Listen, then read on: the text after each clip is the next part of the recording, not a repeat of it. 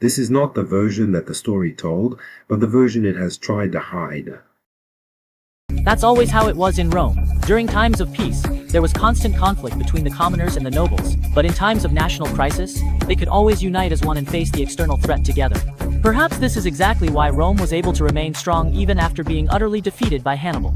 Just how formidable was Hannibal? He dared to rampage across the Italian peninsula with just over 20,000 mercenaries, even though his opponents had a force of 750,000. Rome assembled more than 20 legions, but none of them could do anything about Hannibal. This was truly the definition of being unstoppable. From 215 BC to 211 BC were the four most difficult years for Rome. Under the instigation of the Carthaginian general Hannibal, Rome found itself beset on all sides. In 215 BC, Hannibal's main objective was to seize the port cities in the Campania region. Because Carthage was already reluctant to support Hannibal, and there were no ports on the Italian peninsula where Carthaginian ships could safely dock, they simply abandoned Hannibal in Roman territory and sent all the supplies that should have supported him to Spain instead. Hannibal had to capture a port in order to secure resources, but the Romans were not about to let him succeed. Rome sent out 3 commanders, dividing their forces into 3 groups to attack Hannibal from different directions. Hannibal tried to provoke each of the 3 Roman armies into battle, but none of them responded to his challenge. So that year Hannibal failed to capture a port, and the Roman armies did not suffer another defeat. By 214 BC, Rome had increased its number of legions from 14 the previous year to 20. Because many cities in the south had defected to Hannibal, although the number of legions increased, the number of soldiers in each legion decreased, so the total number of troops in the 20 legions was only 160,000. To prevent the Gauls from coming south to join Hannibal, that year Rome sent 2 legions north of the Rubicon River, left another 2 legions in the capital to guard the city, and deployed 4 legions in the Campania region, since this was the area most likely to encounter Hannibal. There were also troops deployed in the regions of Apulia and Calabria. In short, forces were stationed in all areas that Hannibal might seize, and these were just the forces stationed on the Italian peninsula. Rome also sent varying numbers of legions to Spain, Sardinia, Sicily, and the Greek peninsula, since all these places were fronts in the war between Rome and Carthage. In dealing with Macedonia on the Greek peninsula, Rome adopted a dual approach of military and diplomacy. Although only 1 legion was deployed, they still managed to repel the invading Macedonians. Then Rome established a friendly alliance with the Ptolemaic dynasty of Egypt, and soon after, the Seleucid dynasty of Syria also agreed to remain neutral with Rome, since both of these dynasties were founded by Alexander the Great and had intricate ties with Macedonia. Then Rome began to incite the city-states surrounding Macedonia to attack it. These city-states had been oppressed by Macedonia for many years, so they were more than willing to join forces with Rome. In this way, although Macedonia could not be destroyed, it was now too preoccupied to join forces with Hannibal. The 2 legions that Rome sent to Sicily were made up of soldiers who had survived the Battle of Cannae, and these soldiers were determined to vent all their hatred for Hannibal on the rebellious Syracuse. At this time, Archimedes was in Syracuse, and with his intelligence, he would leave the Roman legions at their wits' end. In the blink of an eye, it was 213 BC. This year Rome increased the number of its legions to 22. And it was also the year when Hannibal was most successful in breaking up the Roman alliance. Previously, Capua and Syracuse had already defected from Rome, and now, under Hannibal's instigation, Tarentum also rebelled. The 3 most important cities in southern Italy had now all fallen under Hannibal's control.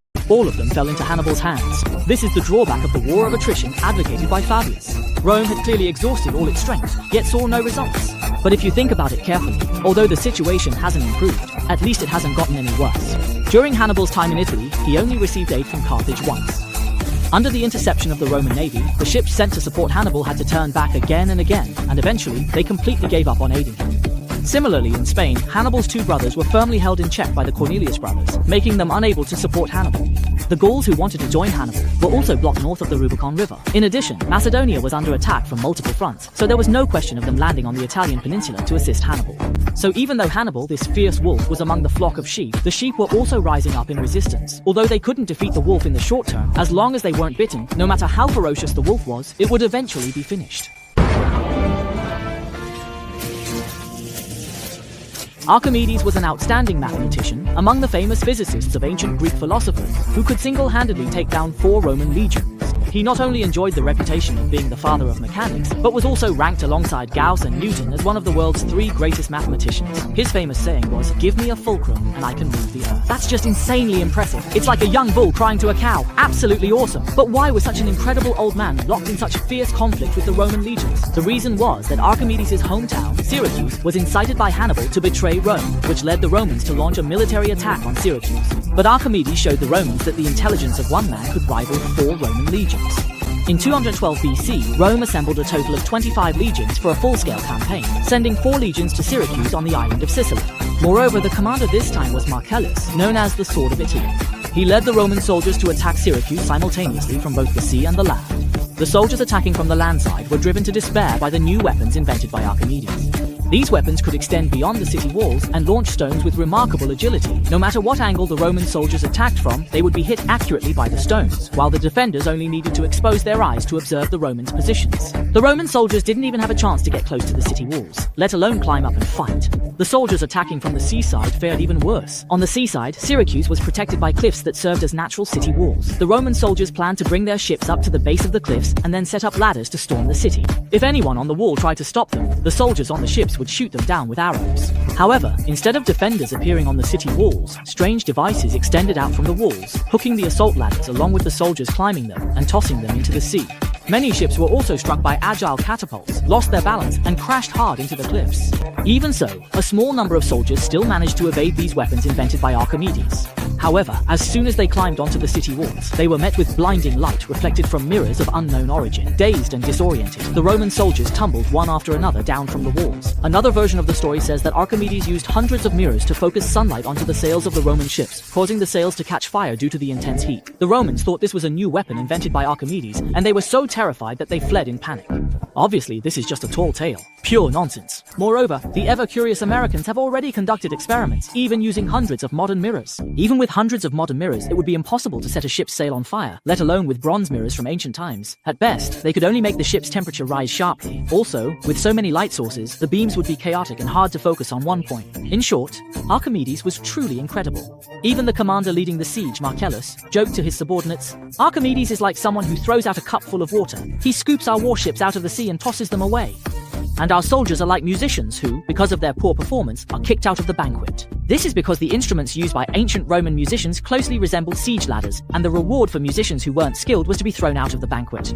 It can be said that Marcellus's metaphor was extremely vivid. Archimedes' name also became almost legendary among the Roman troops.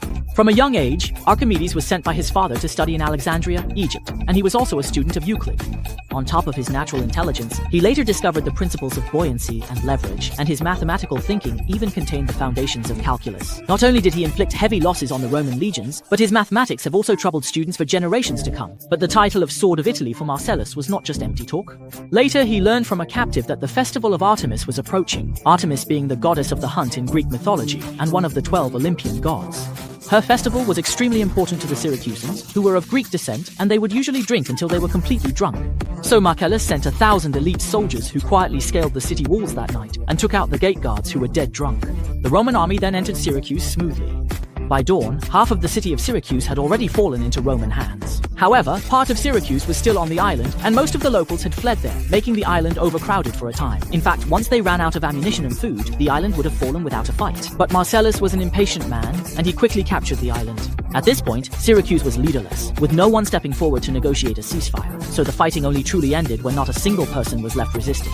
According to the customs of the time, if a country refused to surrender and continued to fight until defeat, then everything in that country would belong to the victors. After the victory, Marcellus tacitly allowed his soldiers to loot the city on a large scale for 3 days. However, Marcellus was also deeply influenced by Greek culture, so he ordered his soldiers not to destroy the exquisite works of art created by the Greeks. He wanted to take these artworks back to Rome. He also forbade his soldiers from harming the citizens or selling them into slavery. Only their land was to be confiscated. From then on, Syracuse became a province of Rome. After the fall of Syracuse, the 75-year-old Archimedes was still engrossed in his mathematical research. Later, amid the chaos, he was killed by an unknown Roman soldier. When Marcellus learned of this, he felt extremely regretful and saddened. That year, although the front in Sicily achieved victory, there was a constant stream of bad news from the front lines in mainland Italy. Hannibal was truly formidable. Just by strolling around outside the walls of Rome, he left the Romans with an indelible psychological scar. From then on, when mothers scolded their children, they would say, "Hannibal is already at the door." The little kids would immediately stop crying out of fear. In 212 BC, Rome deployed 25 legions for full-scale warfare. The goal for this year was to recapture Capua. To achieve this, Rome sent 6 legions under the command of 3 generals to besiege Capua. Capua called for help from Hannibal, who was stationed in Tarentum. By the time Hannibal arrived, Capua was already surrounded by Roman forces. The Roman legions were famous for their discipline. The Romans were famously meticulous. Even if they were just spending a single night at a camp, they would build it extremely solidly. let alone this time, when they were preparing to construct an impenetrable fence so tight that not even a fly could get through. When Hannibal saw such a camp, he was astonished. Since he couldn't break through the camp, he tried to provoke a pitched battle with all 6 Roman legions at once. However, the 3 Roman commanders completely ignored Hannibal. It's worth mentioning that over the past few years, Hannibal had almost taken control of the entire southern part of Italy. He was already unable to get support from Carthage, and now he also had to split his forces to defend these regions. Moreover, Hannibal's subordinates were all incompetent. Whenever they encountered Roman troops, if Hannibal wasn't present, defeat was inevitable. So his already limited forces kept dwindling. This time, when coming to relieve Capua, Hannibal could bring no more than 20,000 men, while the 6 Roman legions numbered at least 50,000. Even so, the Roman legions still didn't dare to engage Hannibal in a pitched battle. Since he couldn't force a decisive battle, Hannibal tried to attack port cities like Naples instead. Because the Roman legion's reinforcements once again failed to achieve anything. He was so furious that all he could do was rampage around, burning, killing, and looting. At this point, Hannibal was like a hungry lone wolf, biting here and there, but gaining nothing, just constantly wearing himself out. That year, Hannibal received both good news and bad news. The good news was that the Roman slave legion, which had given Hannibal the most headaches, no longer existed. It turned out that one of Hannibal's subordinates had offered to surrender to Gracchus, the commander of the Roman slave legion. He hoped to have a face-to-face talk with Gracchus. Gracchus only brought a small squad to the designated location, but was ambushed and killed by a swarm of Carthaginian soldiers. Gracchus's head was thrown into the slave legion's camp. Under Gracchus's leadership, this legion had fought with extraordinary bravery. Gracchus had also promised to grant these slaves their freedom after the war, so he was deeply loved by the slave soldiers. Now that their commander's head was gone, the entire legion scattered like birds and beasts. This was a huge loss for Rome. The other piece of bad news was that Syracuse in Sicily had been captured by Rome, and Hannibal felt that Capua could not be lost as well. So in the following year, 211 BC, they began another attempt to lift the siege of Capua. That year, Rome still deployed 25 legions for the siege, while Capua still had 6 legions defending it, with the same commanders as before. Hannibal, with only a small force, launched a surprise attack on the Roman army besieging Capua, but the attack failed. Now he was feeling a bit desperate. He could no longer wait for the Roman alliance to collapse, so he decided to try his luck ahead of time. He avoided areas where he might encounter Roman legions and made his way directly to the outskirts of Rome. Then Hannibal led his cavalry to leisurely stroll around, very close to the city walls but just out of range of Roman archers. The Romans crowded atop the walls, already terrified, watched as this 36-year-old Carthaginian general rode his white horse, circling the city walls as if no one else were there. The last time an enemy had come this close was 179 years ago, during the Celtic invasion, and the horrors of that time resurfaced in the minds of the Romans. After making a circuit around the city, Hannibal drew his conclusion. With the limited troops he had, it was simply impossible to breach the city, so his only option was to lure the Roman garrison out. However, his casual stroll left a deep psychological scar on the Romans. Even today, when mothers scold their children, they still say, "Hannibal is already at the door." Hannibal's plan was to first defeat the Roman garrison that would come out to fight, and then the Roman army besieging Capua would surely come to reinforce. In this way, the siege of Capua would be broken, and he could then defeat the Roman reinforcements.